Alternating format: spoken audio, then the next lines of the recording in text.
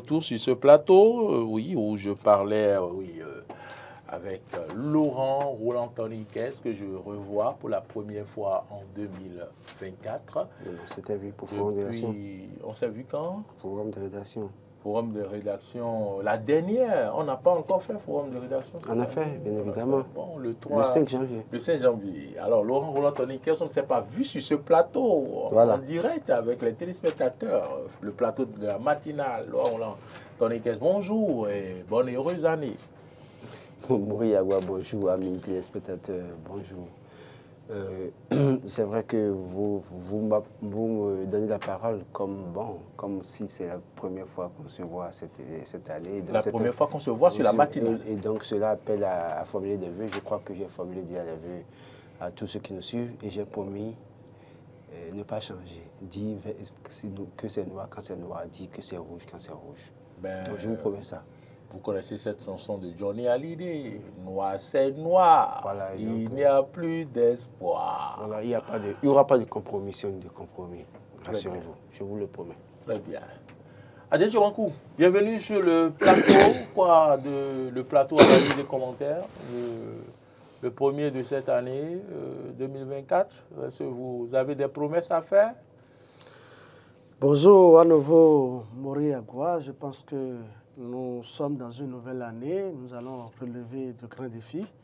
Nous allons servir le public béninois et tous ceux qui sont de l'autre côté de la mer.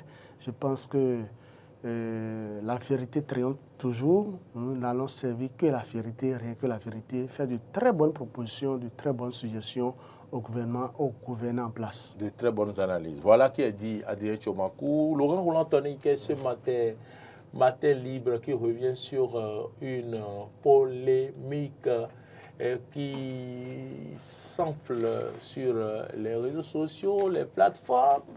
Le professeur Maouyon Kakbo, oui, certains disent que ce n'était pas à lui de dire ce que le phare a révélé.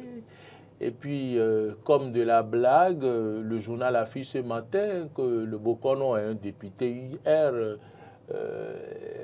Quel rapport, si l'on sait que le Bokono fait la part des choses entre son rôle de Bokono et le rôle politique qu'il joue. Et quand on sait que le phare ne dit que la vérité et que lui, il est chargé de révéler la vérité, de dire le message du phare. Est-ce qu'on a besoin de faire de polémiques à ce niveau ou de chercher des poux sur la tête d'un chien, Laurent Roland-Toniquez? Ce qui me réjouit, c'est qu'en posant la question, vous souriez. Parce que, oui, vous savez, au fond, on dit qu'on ne saurait être jugé parti dans une certaine mesure. Et quand, donc, partant de ce principe dans une certaine mesure, ça donne une mauvaise image.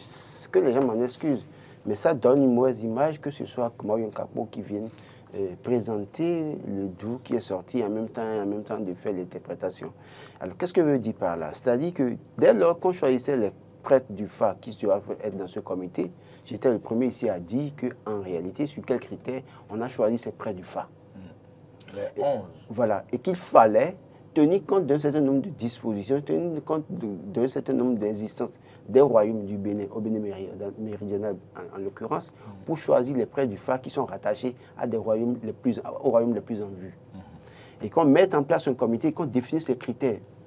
Et que sur ces critères, qu'on désigne les prêtres du phare, qui sont là, peut-être pour une durée donnée, et dès lors que peut-être quelqu'un décède dans le lot de ce comité, on regarde dans l'association des prêtres du phare et Fagbassa du Bénin, dirigée par Davoyon, bien évidemment, qui est du roi ou grand dignitaire de la région des collines, faire en sorte que chaque fois que quelqu'un décède dans le comité, qu'on pioche au niveau de cette association quelqu'un qui est à même de remplacer celui qui est décédé.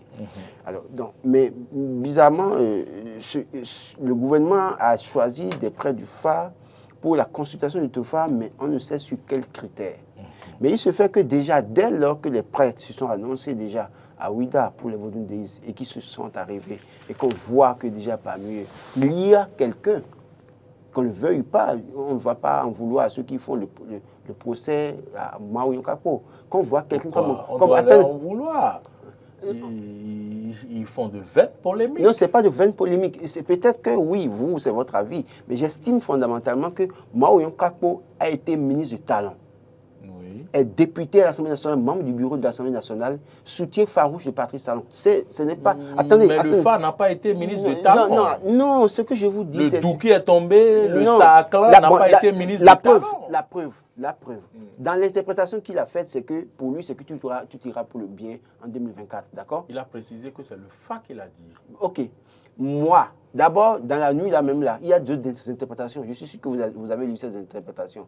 Moi, hier matin, avant d'être venu sur le plateau, hier matin, j'ai appelé un prêtre du FA pour lui demander si en réalité, si véritablement ce doux qui est sorti était positif ou négatif. Et qui m'a dit que c'est un doux négatif en réalité. Et qu'il fallait travailler. C'est vrai qu'il y a des sacrifices à faire, mais au fond, ce qui a été dit là, ce n'est pas exactement ça. Ça, c'est ce qu'un prêtre du FA m'a dit. Quelqu'un qui s'y connaît dans le FA m'a dit. Et nous avons eu au moins trois autres interprétations qui circulent.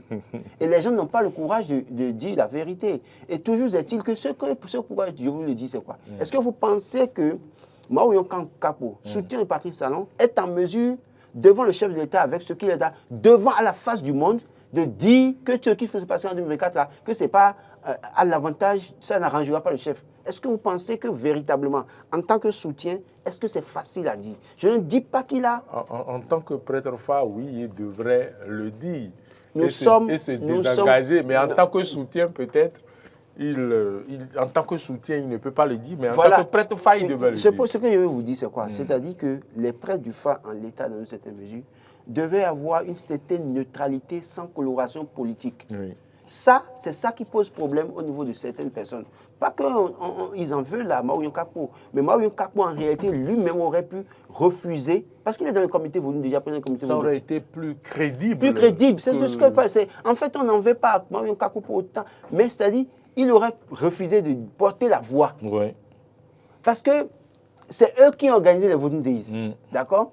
Et le prêtre du FA, écoutez, vous avez des gens, des prêtres du FA dans leur famille, pourtant, sauf pour aller consulter le FA ailleurs. Parce que le prêtre du FA qui est de leur famille peut avoir du mal à leur dire certaines vérités à des moments donnés. Par contre, dehors, l'autre n'a pas besoin de savoir qui tu es, ou que tu sois chef, ou que tu sois député ou ministre. Il s'en fout de toi. Il te dit ce qu'il y a dans une certaine mesure. Maintenant, moi, je crois que, je l'ai dit hier, et attendons de voir, les prochains jours vont nous édifier. Vous allez voir les interprétations du FA. Vous avez des gens qui sont des inter. Appelez-les. Demandez-leur, posez la question. J'ai déjà commencé, on a commencé par entendre déjà l'interprétation de, comment il s'appelle, le monsieur, comment vous l'appelez Gazozo? Non. Un autre... Mozouvi Dodi? Non, il reste un autre encore. Bon. Je vais me rappeler. Non, je vais me rappeler. Okay. Donc pour vous dire quoi? Pour vous dire Rabitan. Voilà. Rabitan, oui, il s'y connaît également. Donc, moi, j'ai vu un peu ses publications ces derniers jours. Avant-hier, j'ai souri, j'ai vu qu'il est dans une sorte de diplomatie. J'ai vu ce qu'il a écrit. Et d'ailleurs, même, on est du même village, donc il est président de l'association de développement de mon arrondissement. Et donc, je suis dans le groupe, j'ai vu ses écrits, j'ai vu qu'il n'a pas voulu aller dans les détails, il joue une sorte de diplomatie pour dire, écoute, on a parlé, ça s'arrête là, et puis maintenant passons à autre chose, faisons les sacrifices qu'il faut faire. Donc, j'ai compris clairement que chacun fait attention pour ne pas trop parler, pour choquer le chef, dans une certaine mesure. Et c'est en cela que je dis, oui, moi, la prochaine fois, qu'on évite que ce soit quelqu'un soutien du chef qui vienne porter la voix et qui vienne interpréter. Laissez quelqu'un d'autre, même si c'est quelqu'un d'autre près du phare qui le faisait, même s'il le faisait mal, ça n'aurait pas... La même connotation. Le même effet. Interprétation et tout ça. Voilà. D'accord. Adrien Tchobankou, oui, voilà un peu les analyses de Laurent Roland Tonné-Ikes, mais est-ce que vous pensez réellement qu'il fallait quand même peut-être laisser une personne venir faire les révélations du phare pour éviter ces polémiques que nous observons? Est-ce qu'il ne fallait pas dire la vérité au chef de l'État lorsqu'on sait qu'en sa présence, ces c'est sûr que les sacrifices suivront pour éviter ce qu'on a observé en 2023. Est-ce qu'il ne fallait pas? Mori Yagwa, je vous remercie. En fait, aucun prêtre-fa, aucun Bokono ne pourra vous dire que le Sa à clan est un mauvais signe. Vous savez, quand le doux tombe, il y a le doux général, il y a les subsidiaires, les doux qui accompagnent. Les doux qui accompagnent dans cette doux-là, il peut y avoir de la négativité. Mais le Sa à clan, de façon générale, c'est bon pour que ça soit quelqu'un individuellement ou une personne morale. Je le dis et je le répète, oui, on vous prêtre-fa ne peut pas vous dire que le Sa à clan est mauvais. En tout cas, le Sa à clan, pour ce que moi je connais, le peu que je connais dans le Fa, de façon générale, c'est bon. Okay. Maintenant, ce qui accompagne, parce qu'en réalité, quand le doux principal tombe, il y a les subsidiaires. Il y a les subsidiaires, les autres doux qui accompagnent. Ces doux qui accompagnent, il peut en avoir qui peuvent être mauvais. Je suis d'accord. Maintenant, dire que Kapo Maoyon ne devrait pas intervenir pour faire l'interprétation, c'est un autre débat. Et le débat, moi je pense que pourquoi ce député de l'Union progressiste, le Renouveau, ancien ministre de Patrie Talon a pris la parole. C'est peut-être parce que... En tant que président... écoutez, il est membre du comité. Il est membre du comité. Oui. Et vous voyez, quand vous prenez ceux qui sont membres de ce comité, quand vous regardez au plan intellectuel, leur parcours, leur niveau intellectuel, je pense quand même que,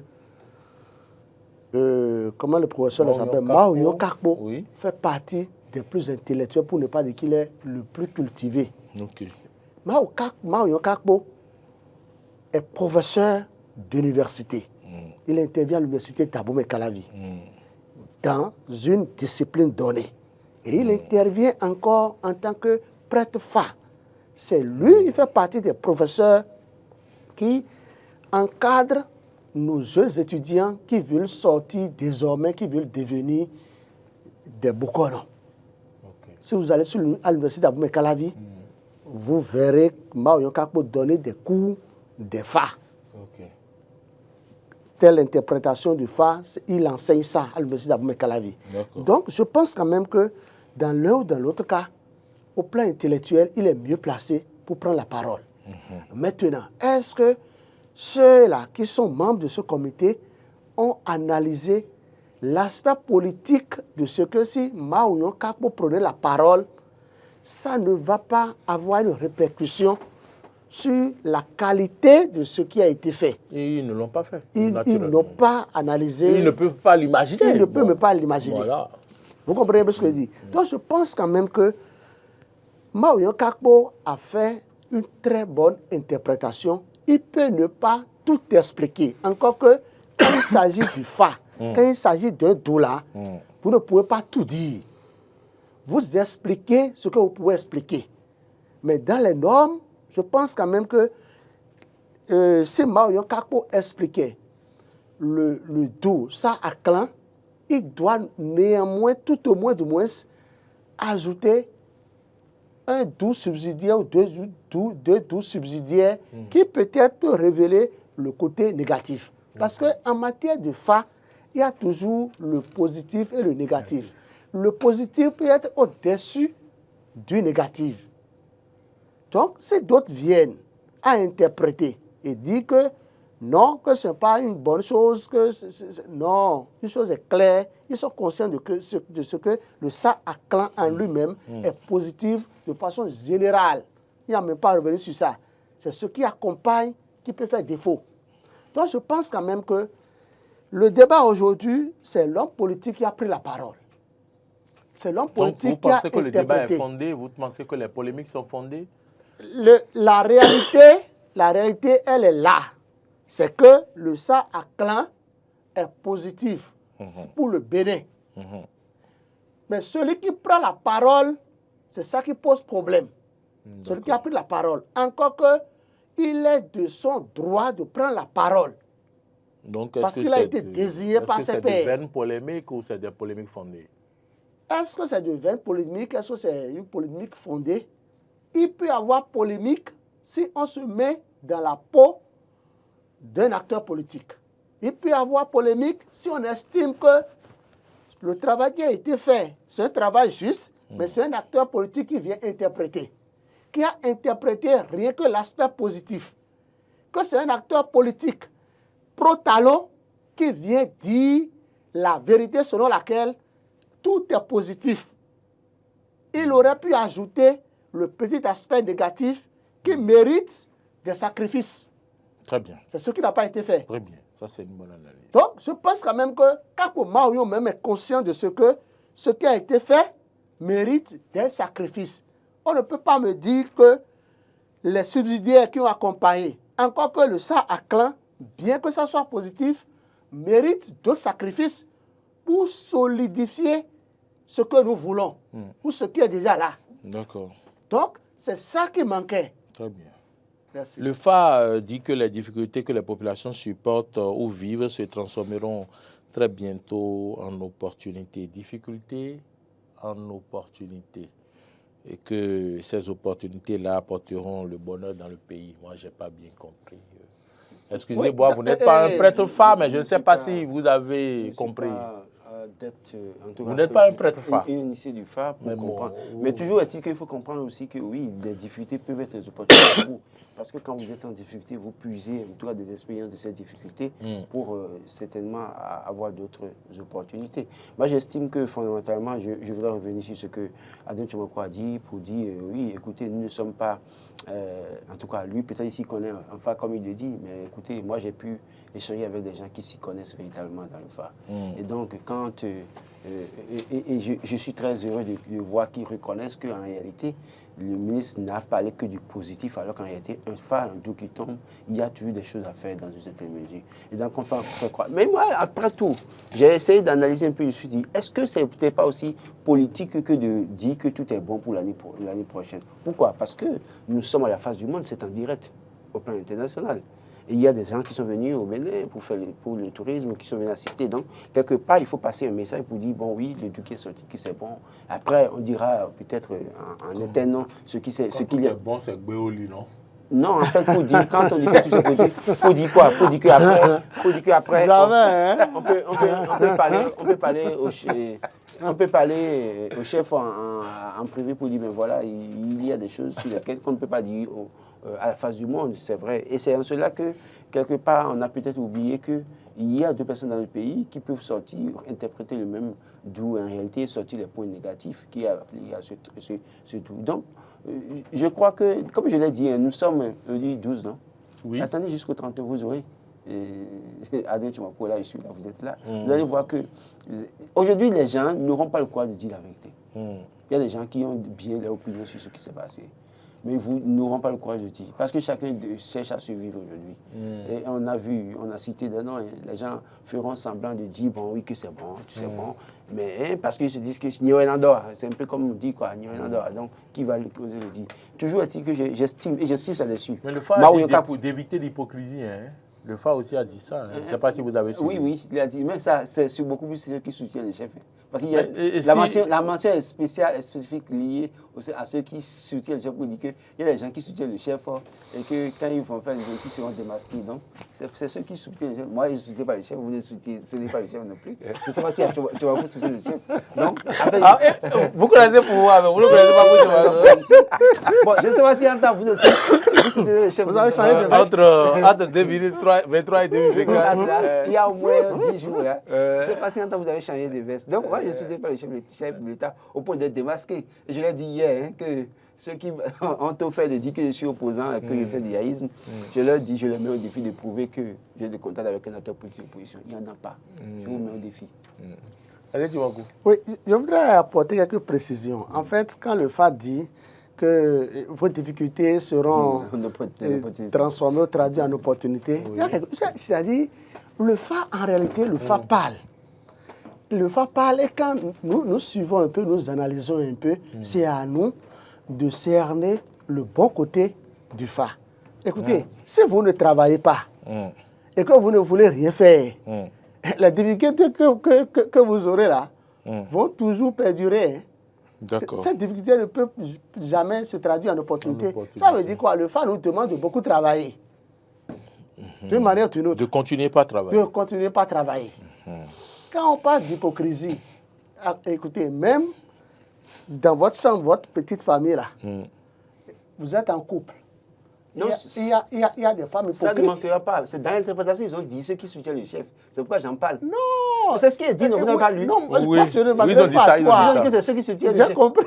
Donc, c'est pour ça que moi, je dis. Moi, je suis en train de donner un autre exemple. Non, nous vivons ça au quotidien C'est dans ça. nos familles. Mais là, maintenant, on dit, ceux qui soutiennent le chef, là, qui en réalité n'ont pas envie que leur parrainage soit signé par le président de leur parti, là, qui font un double jeu, là. Le FA n'a pas dit ça. Ils seront de basket. Le FA n'a pas parlé de parrainage.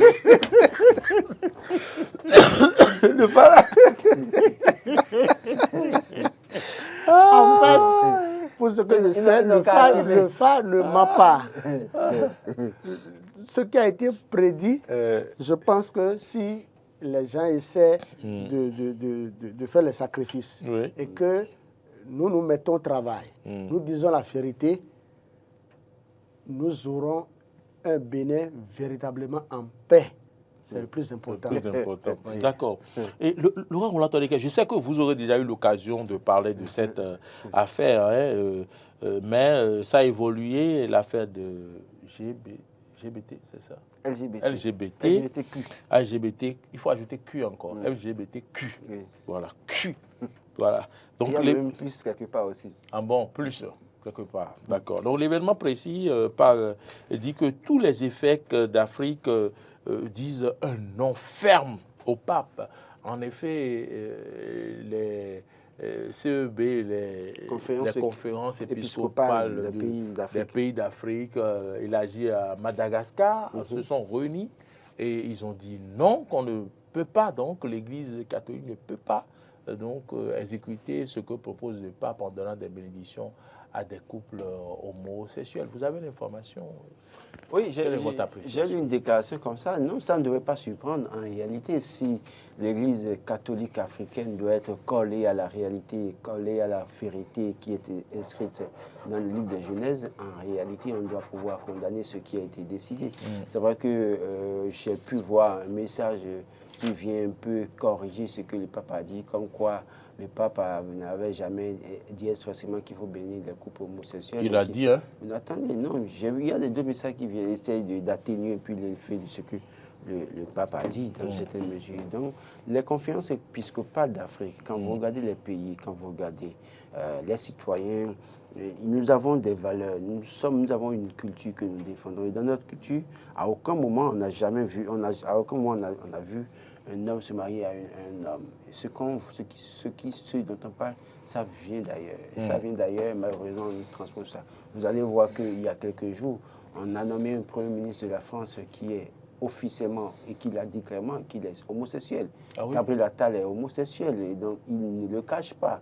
Et il vit avec Stéphane Séjourné, qui est son compagnon, ou bien sa compagne, je ne sais quoi, en tant qu'homosexuel.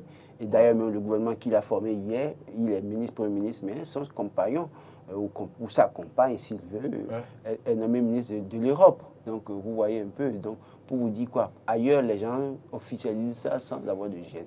Mais chez nous, ce n'est pas ça. Ça ne marche pas. Ça ne passe pas.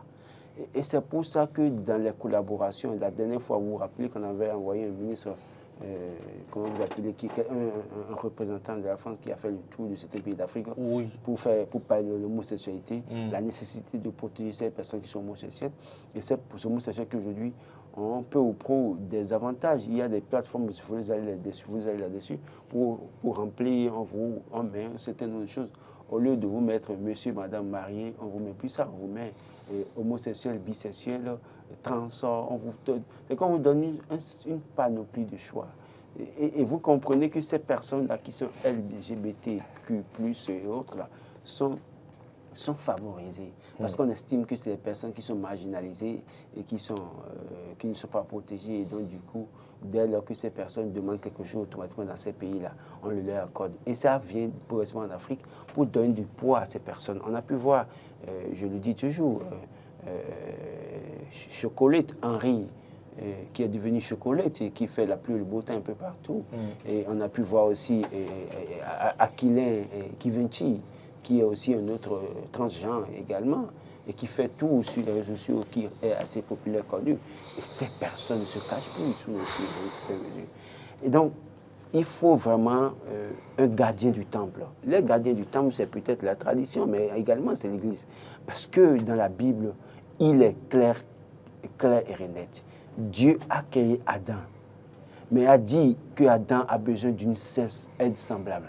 A endormi Adam, lui a pris une côte, a fait une femme, a fabriqué une femme. Et là, dès qu'il a créé la femme, Adam revenant de son sommeil a dit: ô femme de chair de ma chair, os de mon os. Ça, c'est une image. On me dira que oui, que c'est des anecdotes dans la Bible, d'accord, mais au fond, combien de fois un homme et un homme ont donné un enfant? Combien de fois une femme ont donné un enfant? Et donc, il y a des choses, depuis la nuit des temps, on a constaté que c'est ce qui est la norme. Parce qu'à aucun moment on a vu un homme porter la grossesse avec un homme. Et à aucun moment on a vu deux femmes ensemble et l'une des femmes porter une grossesse. Cela suppose que l'idéal ou ce qui est universel, qui est connu, c'est un homme, une femme. Donc l'Église est en droit de monter au créneau pour dire: attention, tel que ça prend de l'ampleur chez vous là-bas, ça ne devait pas arriver chez nous ici. On doit pouvoir travailler à limiter les dégâts. Et c'est de ça qu'il est question. Très bien. Adja Jomakou, voilà la position des évêques d'Afrique sur le sujet. Pour une fois, ils sont unis et fermes. Qu'est-ce que vous en pensez? Non, je pense que c'est... Mais ils exigent quand même du respect pour les LBGTQ. J'ajoute le plus. Oui. Plus. Ils exigent du respect pour eux. Écoutez, sur Terre, nous devons avoir le respect mutuel. Ce n'est pas parce que les autres ont accepté de se mettre ensemble, ils sont du même ancêtre, que nous n'allons pas les respecter. La vie, c'est un choix, mais il faut choisir la vie du bon côté. Je pense quand même que moi, je soutiens correctement, je soutiens farouchement, je suis très content de cette décision. C'est que vous voulez dire que vous soutenez le pape? Non, pas le pape. Je ne suis pas d'accord avec la décision du pape. Je soutiens les évêques de l'Afrique qui rejettent d'emblée cette position du pape. Dire qu'on va bénir les couples homosexuels, je pense que c'est l'une des plus mauvaises choses du monde entier. Ah bon? Ah oui, même quand je suis l'actualité en Europe, aux États-Unis, par moments, j'ai envie de couler les larmes. Oui. J'ai dit, mais ça veut dire quoi? Comment on peut accepter des trucs du genre? Est-ce que les gens ne savent pas que... Excusez-moi. Ne dites pas de bêtises. Non, pas de bêtises. Allez, ne dites pas de bêtises. Est-ce que les gens ne savent pas que sur Terre, la chose la plus douce... Je ne vais pas terminer la phrase. La question que je me pose, c'est quoi? Marcel a déjà ri là. La question que je me pose, si deux couples, deux différents sexes ne se mettent pas ensemble, est-ce que ceux qui disent aujourd'hui qu'ils sont lesbiennes, homosexuels, est-ce que ceux-là seront en vie? Et ils peuvent mettre au monde s'ils continuent de se mettre ensemble. Il faut dire que tout le monde n'est pas fait pour procréer.